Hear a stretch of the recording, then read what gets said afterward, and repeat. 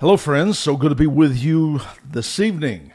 I'll tell you what, I've got something very important I want to talk to you. Namely, I want to talk to you about value. That's a big lesson for us in life, is to learn about value. A lot of times we're not trying to necessarily distinguish good from bad. I think we're pretty good at that.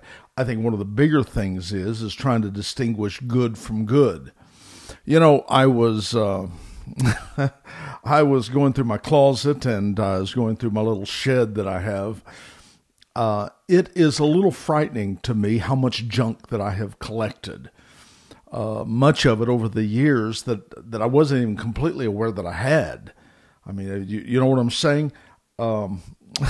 You've got stuff. You're swamped with stuff.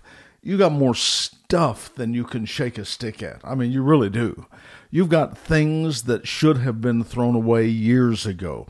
Clothes. I have clothes, and it's very difficult for me to let go of it because I keep thinking, well, I might need this. You know what I'm saying?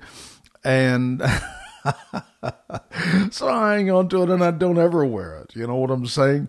I've got things I went out in my barn, and I got things I totally even forgot was there. Probably, and it's just rotted. Just things that the mice or rats have gotten into the barn somehow and chewed up. And I'm thinking, wow, I forgot that was even there.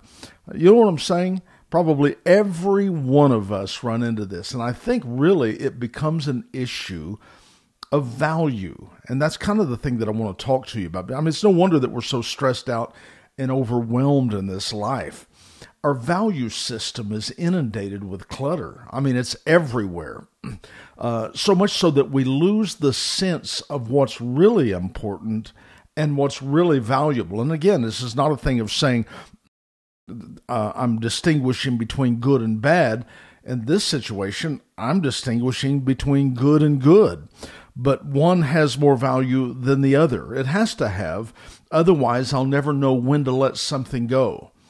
Probably everything that you have in your closet, your barn, your house, it has value on some level, but only a small portion is needed and usable. And so what we've got to do is learn to use the one and discard the other. And I'm not saying that's easy. I think to me, that's one of the hardest things in the world. If you were raised in the neighborhood I was raised in, we didn't have a lot of things. And therefore, there's a tendency when you're raised without a lot of things that you tend to, hold on to them. But we can see that in the condition of our closets, of our barns, of our houses, of our everything.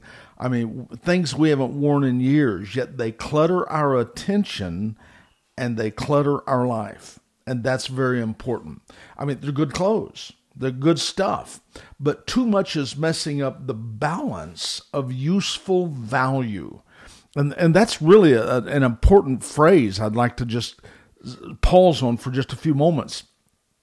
There's a balance of useful value. In other words, that's where, and obviously you can see that hoarders come from this situation. They get trapped. They don't have that sense of value compared to value. That has value, but I can't use it or I won't use it. So it falls to another level of value. So I've got two levels of value that I'm trying to work through here.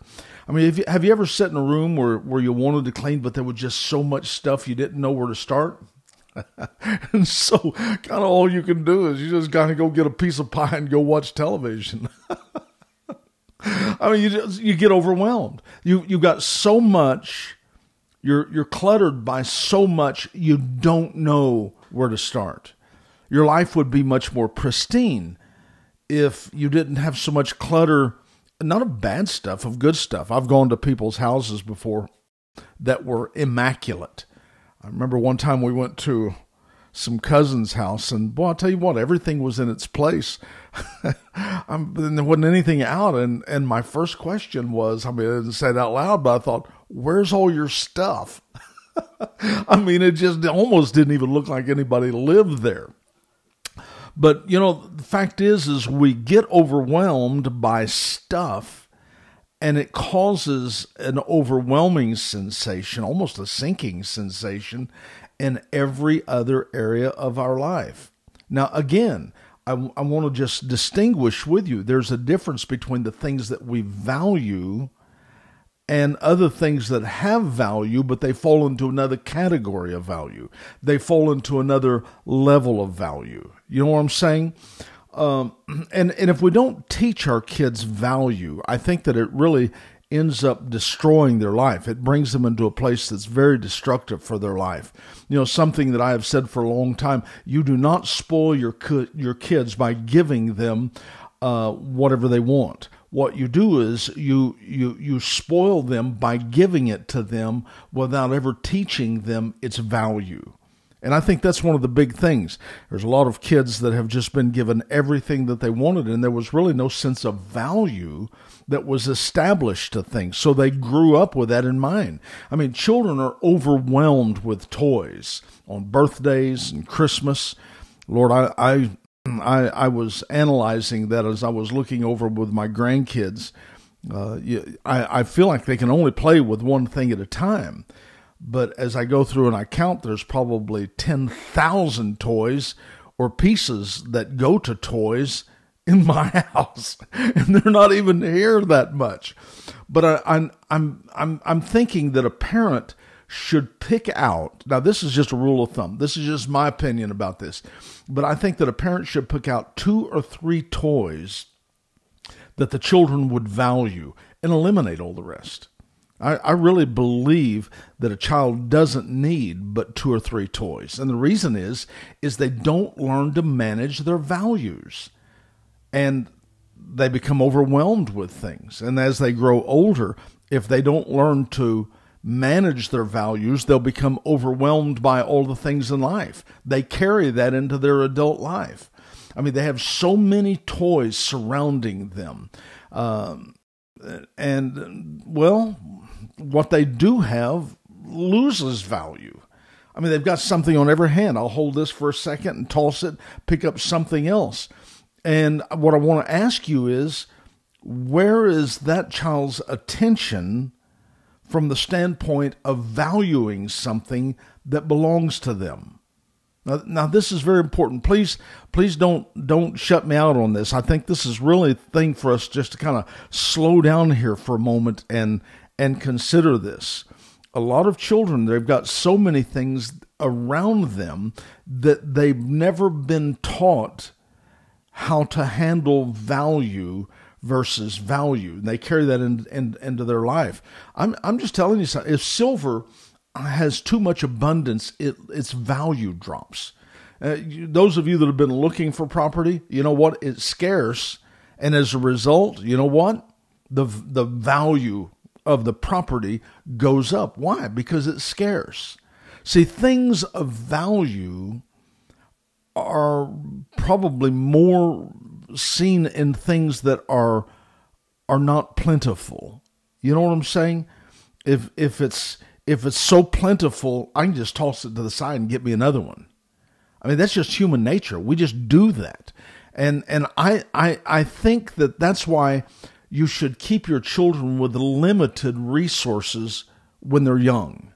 I think that's very important. You teach them to place value on things by giving it to them in bite-sized portions. You let them hold this for a little while, and this becomes valuable. You let them play with this for a little while, and it becomes valuable. There's nothing else there.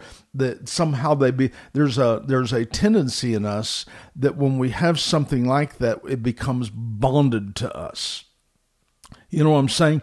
Those are the heirlooms that we have that we pass to the next generation. That's something that has value to me. It's something that I used. It's something that I've taken to myself, and now I want to take and pass that to the next generation.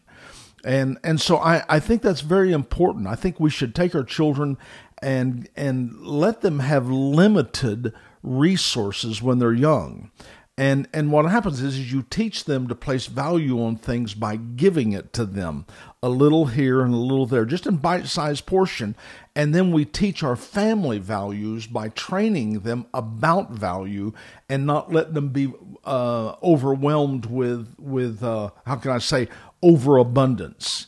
Because I'm just telling you, it's easy to get overwhelmed with overabundance. Suddenly I've got to have 30 pair of shoes. I've got to have 35 suits. Well, you can only wear one at a time. I want 15 cars, and I want 300 guns, and I want, and it's almost like an insatiable, I got to have this and this and this, and really have not disciplined ourselves to place value on one or two things and letting that grow. I think it's a mistake for parents just to give their kids anything they want. Have you ever seen parents that give their children new cars when they have absolutely no investment or understanding of value? That seldom ever produces healthy consequences. Almost never does. I've seen parents go out and buy their kids a brand new top-notch vehicle and give it to them, and they have nothing invested. They have nothing. I mean, it's just, and they don't understand value.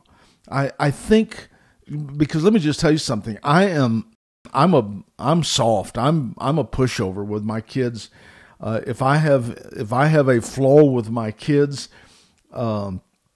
I have a tendency just to give them whatever they want, and it's not that I'm trying to hurt them or something. I don't know what the deal is. I think it's just something missing in the download of my hard drive. But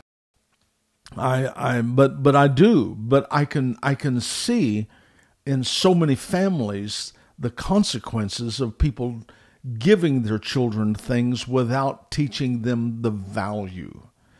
And we just overwhelm them. We buy whatever they want. We just get you this, get you this, get you this. A kid gets to the place that you can't go to the store without buying them something. I want that.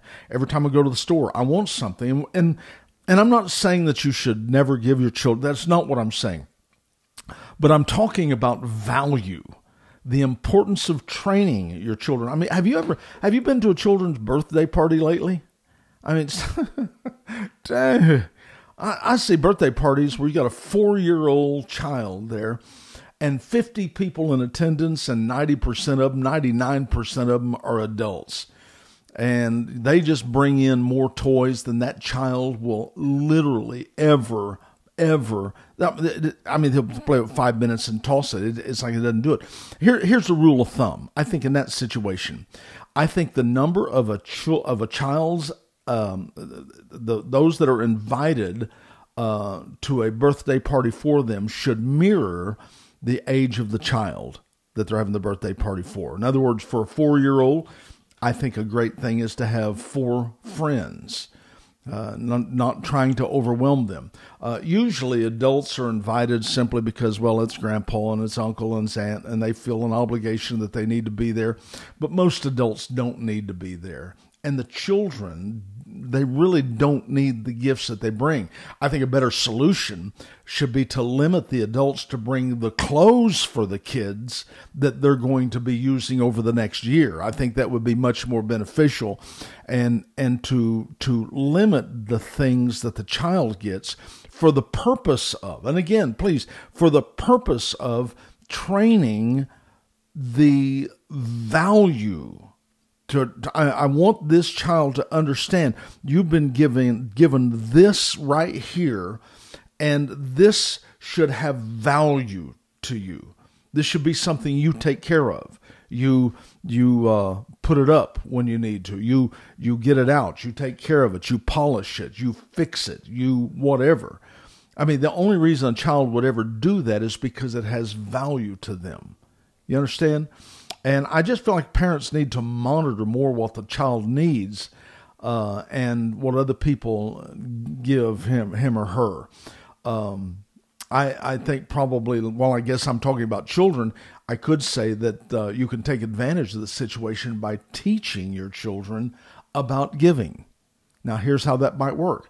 Take the unneeded toys. If you've got a lot of toys, take the unneeded toys that your children have and let your children participate in giving those toys to other children that are in need or that don't have any. I mean, that is a wonderful experience for any child to ever learn. I mean, not only will that position them to experience the blessing of giving, but it'll also train your child to let go of excess, which is a very difficult thing to learn. and can I tell you this? I can say that because I got that problem. It's hard for me to let go of excess. I went out the other day to the barn. I got a hose that's about 4 foot long. And I remember about probably 6-7 years ago, I had it, and I was thinking, I might better hang on to this. I might be needing it. And I hung on to it. I've still got the hose. I mean, I have never used it. I don't even know what I would use it for. But the fact is I think we need to learn to let go of excess. And that would be very helpful if they would learn that as children. If you could teach your children to do it, you could save them a lot of anxiety, a lot of frustration. You could save them a lot of being overwhelmed by things. You know, I mean, they've got so many things that just inundate their life. They've got 100 toys laying in the other room, 35, 40 dolls. They've got, and as a result, there's no value to it. There's no value. I really believe that in your life, you would be so much better if you learn to let things go. I was watching the same principle with sports. I see children that start in school and they start in sports, and there's so many things that the value is lost and the priorities become kind of a daunting task. I've heard some people say, my son, my daughter is in every sport. Well, you know, quite honestly, some might be able to handle that. I've been a bit of a sportsman from the standpoint of activity anyway. I know what it is to play. I know what it is to do. But for the most part, it teaches them to be pretty good at some things rather than being exceptional at one thing. You know, we've got a whole lot of people in this world that are pretty good. Well, you're pretty good at that. Rather than focus, if you will stop and look at the people that are very successful in life, there's one common denominator in those: focus. They're focused on one thing, not 20 things, not 5 things. Those that are athletes, I know that there's some super athletes, some people, there's some kids, it's just kind of amazing. But listen, that's the exception, not the rule. Most kids can't be good at everything, but they can be great at one thing. And so you become exceptional by focus. And that's a very good lesson for you. But you can't focus. I mean, you know that you are set up. If I could talk about focus for a second, I can look at you and focus on you, and everything behind you gets out of focus. Or I can focus on the things behind you, and you will go out of focus. You're not designed to focus on more than one thing at a time. I'm not saying that you don't see it in your peripheral vision, but I'm saying as far as clarity and focus, you're only good at one thing. And that's the one thing. And man, I'm just going to tell you something. The world is filled with people who are mediocre. Do you know that we live in a society of just mediocre? People are, they're pretty good at that. But the world craves a master craftsman. They do. They crave someone who is a master at what they do. They're a master at that. And I think that's huge. But you become exceptional by focus. And I think that's very important. And there is a need in your life. And I just want to call you to this today. I think there's a need in your life to simplify your life by removing the things that overwhelm you. What is it that overwhelms you? Maybe you need to get rid of it. I have a dear friend. His name is Bill. And I love this guy. He's like 95 years old, 96 years old now. And boy, what an incredible man he is. What an incredible life he's lived. And I've learned a lot of things from him. And he was talking to me some time back, and he said, Jerry, you have too many things going. He said, and I'm sitting there listening to him, and I know he's right. I know he's right. He is absolutely right. But how to make that happen is something else. It was hard for me. It's hard for me to not be, Angie's given me the expression sometimes. She said, you're a man of many talents, but she spelled it M-I-N-I. We can make the decision whether we're going to be somebody who has many talents, many little things, or we're exceptional at one thing. It's learning value. Learning to separate the things that have value from the things that really have value. Again, that's not to say that one thing doesn't have value, but I can only have so many things in my inner circle. And that's the truth. Even Jesus had circles of friends. He had 3, and then he had 12, and then he had a multitude. I think that there are some things in our life that we desperately need to learn, and that is how to distinguish between good and good. Not good and bad, but between good and good. And we learn that by placing value, learning how to position value in our life. So that's the lesson today. That's the thing that I wanted to talk to you about, so that you don't get trapped, but you learn the balance of useful value. Value compared to value. You need to learn that lesson. And I hope you do. I've enjoyed being with you today. Thank you for joining me. Thank you for taking a few moments listening to me. I feel like this lesson is something that can make a tremendous impact on your life, or at least maybe it'll give you a starting place that you can start out looking for ways that you can bring balance to your life. And you bring balance to your life by understanding value and positioning that in your life to where it doesn't overwhelm you. I want you to know how much I love you guys, and I appreciate you very, very much. Thank you for being my friend. I'm asking that you will please push like. That would be nice too, wouldn't it? Push share if this has value to you. I'm sure it will for somebody else. Please push share. YouTube channel, please go and push subscribe. That would be very helpful to me, and I would deeply appreciate it. I'm looking forward to seeing you tomorrow, and I'm going to certainly make that happen, so I'll plan on seeing you then. God bless you. Bye-bye.